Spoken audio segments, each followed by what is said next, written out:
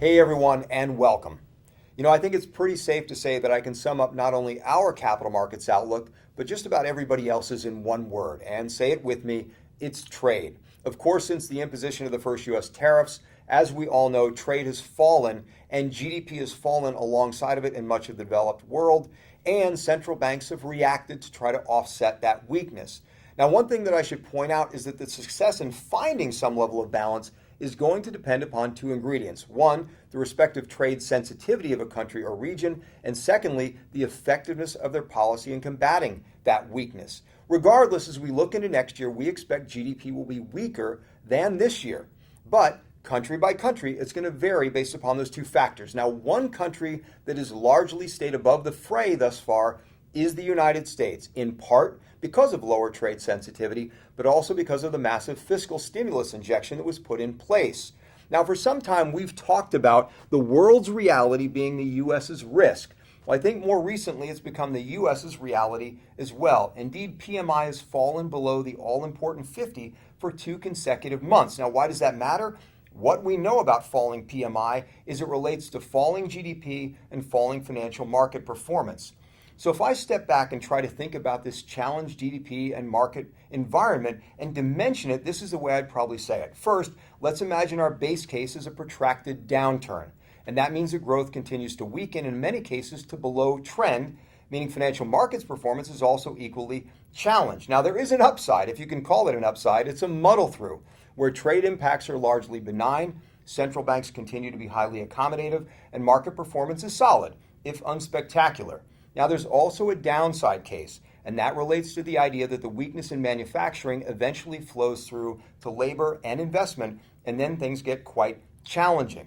What's also equally challenging then is how do I build a portfolio against the backdrop of these possible outcomes? And I would suggest it's the same thing we've talked about for many years, seeking out those ingredients that allow us to participate in markets as they move up, but also defend strongly should they turn down. And the reason we've talked about it for some time can probably be summed up in an interesting chart, I think. If we take all the noise away from the S&P 500 for the last 5 years, you're going to see 3 stages. The first is going to be the 2 years before the U.S. election, where largely overall, the S&P price level was flat, but with lots of volatility. Then, after fiscal stimulus was suggested and then introduced, the S&P rose by 800 points.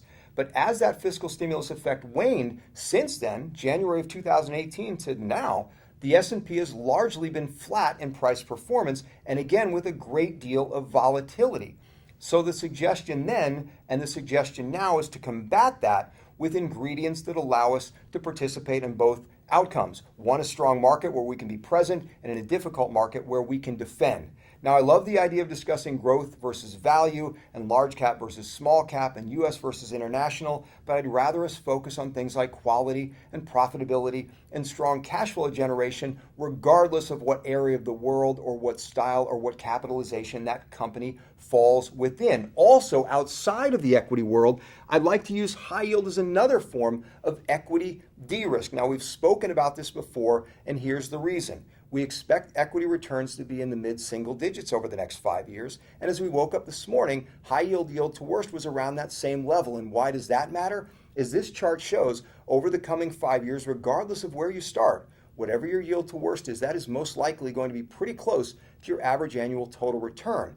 But what's different about the two investments is the downside protection. High yield is superior in that regard, and so this should definitely be in your toolkit in equity portfolio construction. But we shouldn't be complacent just because high yield protects well to the downside versus equities. We also have to be selective within the space. And I would suggest globalizing your credit portfolio. As you can see here, it's pretty straightforward that a lot of areas around the world offer similar yields to U.S. high yield, but with higher quality. That's something we'd want to add inside of our portfolio.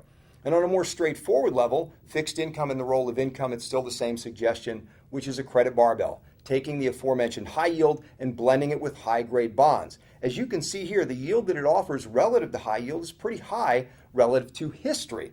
And it still comes along with another really important ingredient, just like high yield versus equities, great downside protection.